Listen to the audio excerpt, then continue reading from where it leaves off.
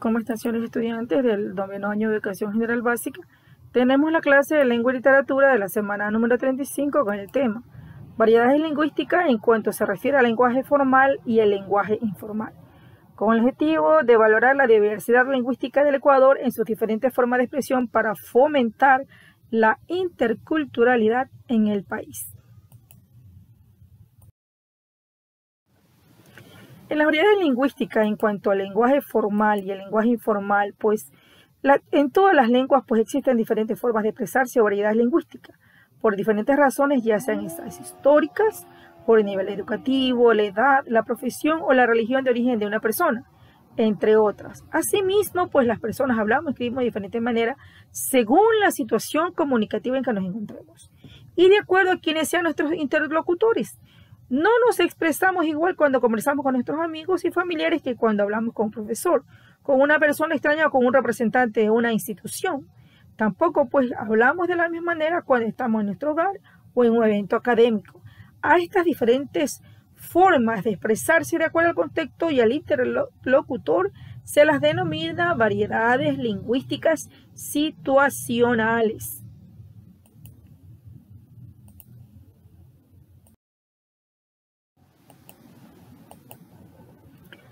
Según la situación comunicativa, el tema, el propósito comunicativo, la función del lenguaje, el interlocutor, el destinatario, el grado de cercanía o lejanía que tengamos con nuestro lenguaje puede ser formal o informal.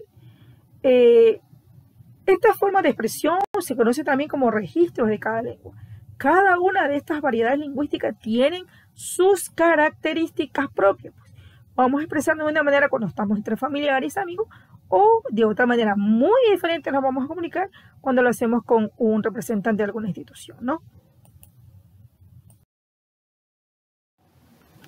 En las características del registro informal, también se lo denomina como lenguaje coloquial. Utilizamos este registro en situaciones que existe la confianza, por ejemplo, entre amigos, familiares, compañeros de colegio, entre otros. Se caracteriza por ser expresivo y emotivo y por el uso de elementos como apodos, diminutivos, modismo, que el modismo son las frases o palabras que se usan en un lugar determinado con un significado determinado, por ejemplo, estar a full. Muletillas, que las muletillas son palabras o frases que se repiten mucho por hábito, por ejemplo, no, esto se refiere a las muletillas, ¿no? Y por la poca precisión gramatical. Prácticamente, un lenguaje, un registro informal utilizamos nosotros cuando nos encontramos entre amigos y personas de confianza.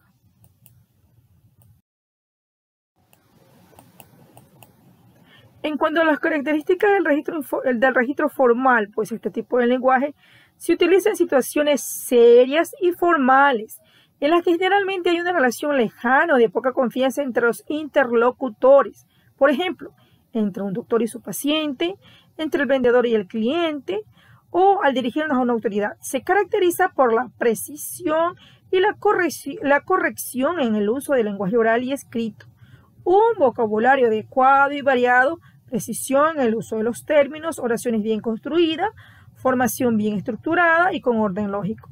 Pocas repeticiones o redundancias, sin muletillas ni modismos. Muchas veces se utiliza terminología técnica o especializada según el tema. El contexto y el interlocutor, por ejemplo, en una conferencia o un evento académico. Tengamos claro también que en un lenguaje formal hay una correcta pronunciación, un adecuado y variado vocabulario y uso de frases y oraciones bien construidas.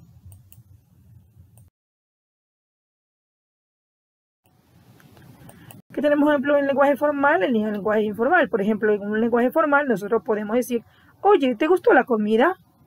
Mientras que en el lenguaje formal nosotros tenemos que hacer, disculpe, ¿le gustó este platillo?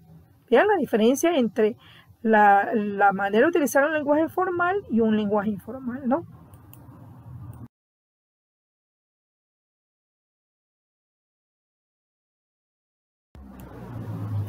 Eso es todo por el momento. Muchas gracias por su atención.